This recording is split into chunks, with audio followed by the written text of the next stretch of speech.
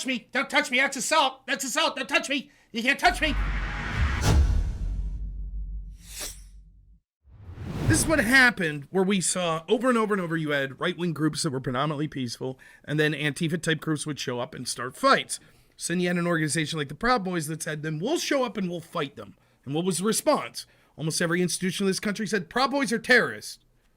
Antifa, that's just an idea. That's what Christopher Wray said. But the Proud Boys were terrorists. And when the cops would come, Antifa would basically be left off the hook more often than not. Proud Boys go to prison. Lesson learned was left-wingers are allowed to protest, they're allowed to use violence, they're allowed to agitate, etc.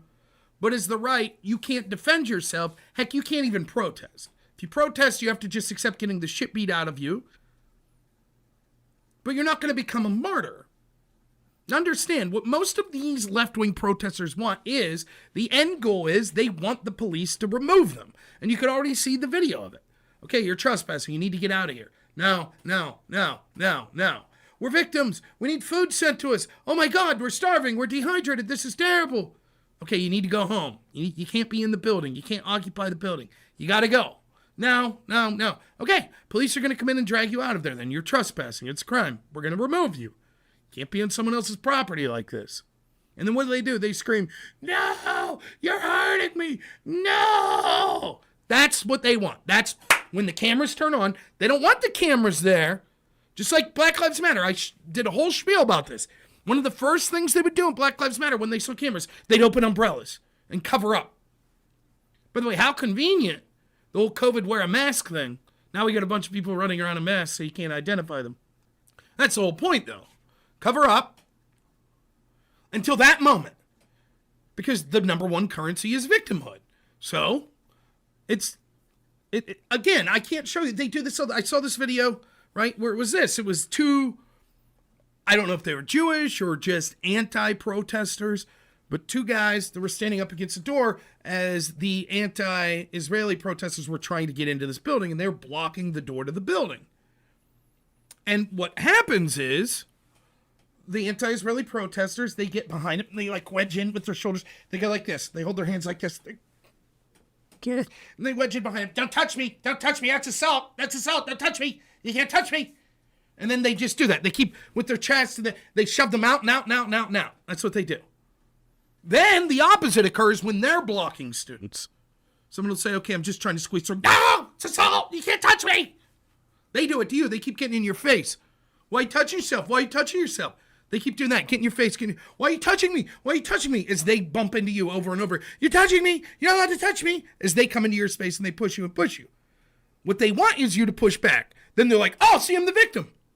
I'm the victim. Why? Because you're awful. Because they're Marxist. They're cultural Marxists. They believe they're victims. Therefore, they're morally justified in using any tactic whatsoever. You getting into their space is you being violent. Them getting into your space is free speech. They'll be left off the hook. Most of them won't even be suspended from campus. Most of them will be given slaps on the... How many of them do you think, for example, let's say some of these things are true. For example, there are allegations, and I can't speak to this being true or not, that there are several instances where people were held hostage. Now, let's be clear. I don't know that that means they were physically, had their hands tied behind their backs with the blindfold on and put in a dark room, like you might think of when you're thinking about a movie being held hostage. It could be something as simple as what happened to Lincoln Riley, which she wasn't allowed to leave a room. They pushed themselves up against the room and she couldn't get out. Stuck in there. Or there were people in that building that said, okay, I want to get out now. And they said, no, you can't get out. And they're going to say, we wouldn't want to leave them out because we thought once we left to open the door, other people would rush in. So no, door's closed, can't get out. That's still against the law. That's still, in effect, holding someone hostage, kidnapping someone. Let's say that happened. What do you think the punishment for those people will be? You think they're going to be looking at 3-4 years in prison like January 6 people? They smashed windows? They basically kidnapped someone? You think? There isn't a chance. We all know it. We all know it. What they're going to try to do is sort of the same thing the left always does when these tenure. They're going to, you already saw it. Who was it? The Stormfront guys the other day? Remember we saw them marching again? That's what you'll see.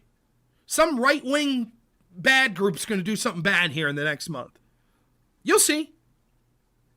Meanwhile, they'll try to smooth all this over. Yeah, we'll give in to some of your demands, and, and we're giving more aid to Gaza. We're giving more aid. Oh, we're going to criticize Netanyahu. Yeah, we'll divest some from these groups, but it really won't be. But look at those evil right-wingers. Oh, boy. It's so bad for conservatives right now that someone like me, who likes to come on here and talk about free speech issues and talk my honest opinion of what I think is going on in the country, what do I say when people are like, Rob, are you going to the rally? You going to this rally? I said, don't go. It's probably a setup. You can go to jail. But I won't do anything illegal. Doesn't matter. Some Fed in your group does something, you're going to prison. That's how bad things are free speech for us. We just assume, there'll be feds there. They're going to infiltrate your group. They're going to try to take you down. The left can show up, celebrate, shout, scream. There's no serious consequences. There won't be. Maybe some Jewish-owned law firms that support Yale and Harvard that are left-wingers themselves now won't hire some of these people if their face is shown. And that's it. I'm sure they'll get jobs elsewhere. You go to a right-wing rally, you get the shit beat out of you, no problem. The person will be given a slap on the wrist. You fight back, you're going to go to prison. How much does anyone want to take a gentleman's bet with me that there will at least be one group of these people on college campuses that we're hearing about now that the police arrested that will end up suing and getting large sums of money? Want to bet? Police use too much violence. You want to bet? They'll walk away with huge sums of money. January 6th, if you walked up an hour into, like at 2 o'clock when all the fences were torn down and you just saw the doors open and you walked in, your ass going to jail. You ain't suing for money later. But not here. There ain't going to be FBI dossiers opened on these students. At least not yet. We all know the double standard. We all see it. I saw Hutch put, well, let's not pretend when the right did this at Charlottesville, there was no potential good reason. Please go on, Hutch. Explain to me. It's different when we do it. It's different when our side. I might not agree with the direction of the protest, but I could understand it comes from a good place. Now, when right-wingers do it.